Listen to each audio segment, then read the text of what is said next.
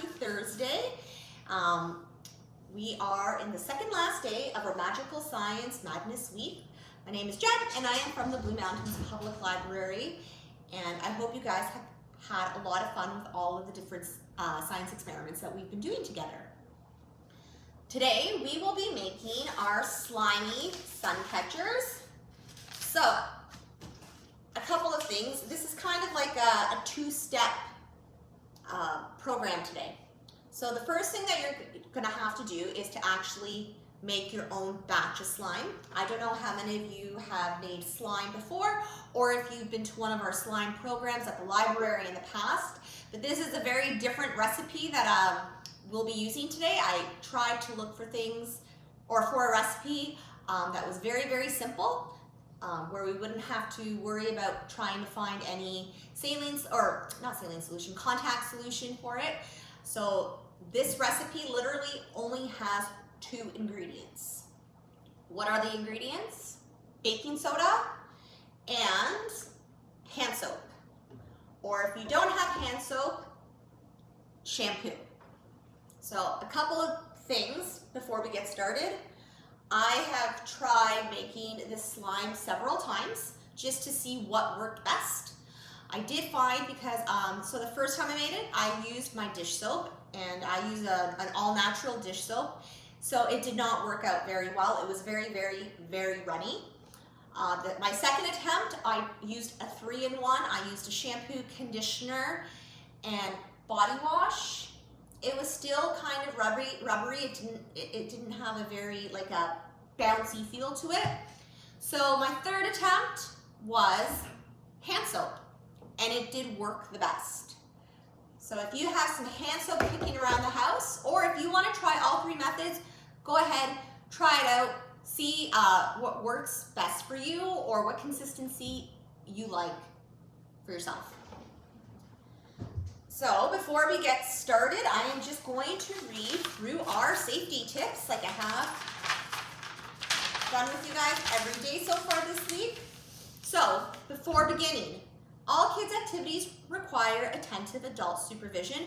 Today we are going to be working with soap.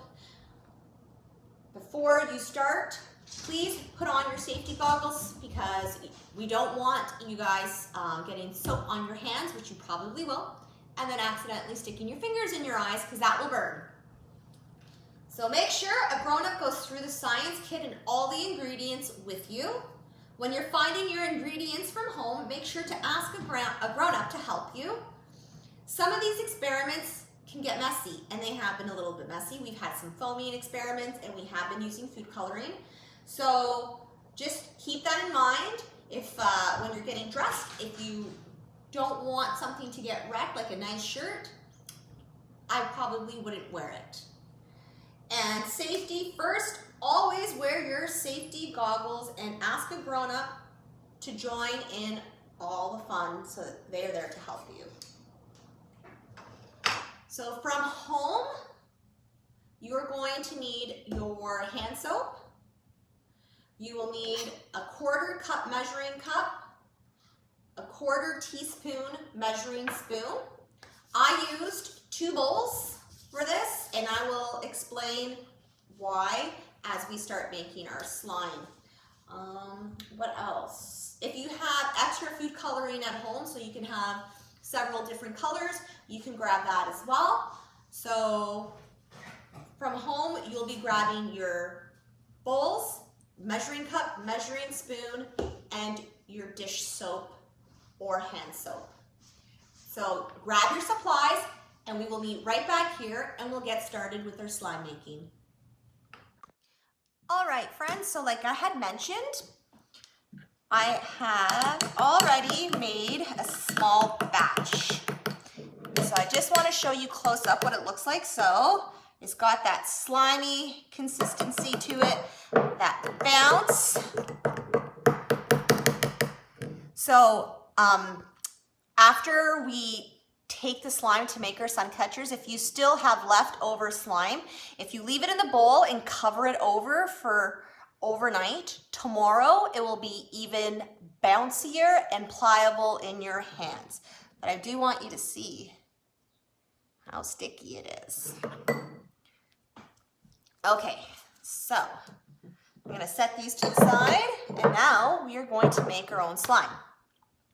So I did find, while I was playing around with this recipe, because I've never made slime this way before, I tried my dish soap, but I use an all-natural dish soap, so that definitely did not work very well.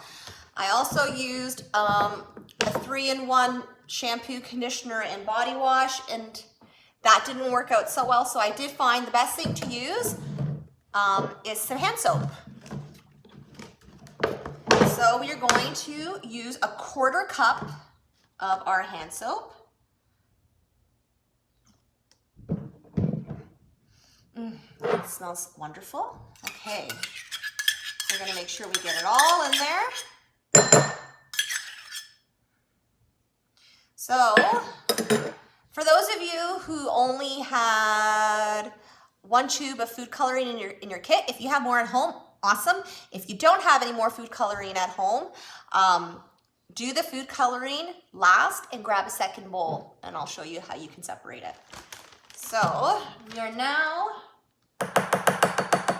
going to take our 1/4 teaspoon measuring spoon,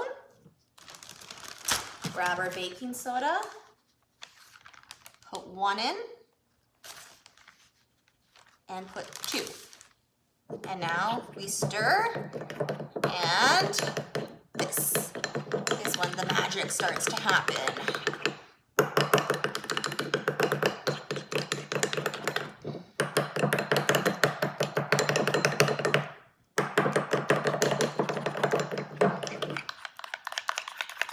So it's got thicker already, and you can see that it's already gooey.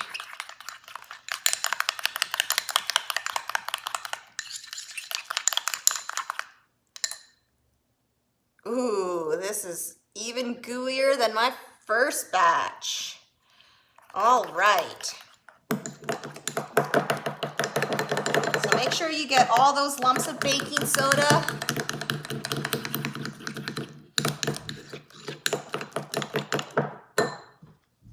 Dissolved. Okay, so now if you want to make 2 small batches of slime with 2 different colors, if you don't have 2 different colors, just scoop half this batch into another bowl, similar to what I did with this, because this is all from the same batch.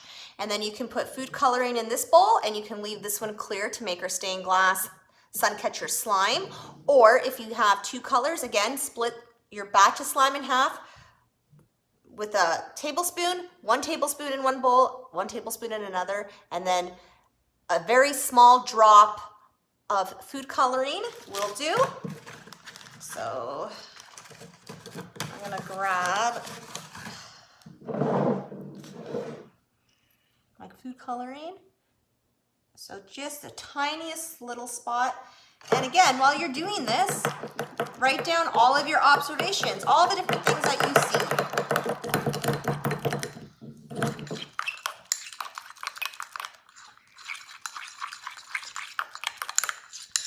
We're going to give it a good mix.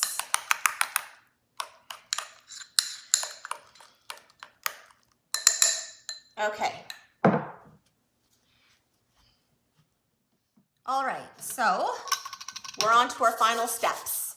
We are going to grab our mason jar lid, and we're going to grab our slime. I'm going to use a spoon, and we're going to scoop slime into our mason jar lid, just like this.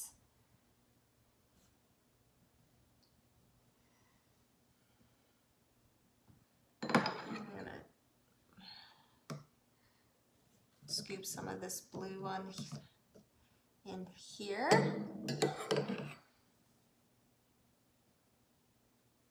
Okay, and then you just give it a bit of a bounce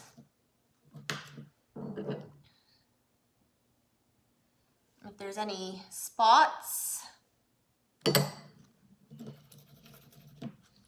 All right, so in order for this to harden, you have to actually cover it with a piece of saran wrap, or if you have a small plate to put over top of it, set it aside for 24 hours.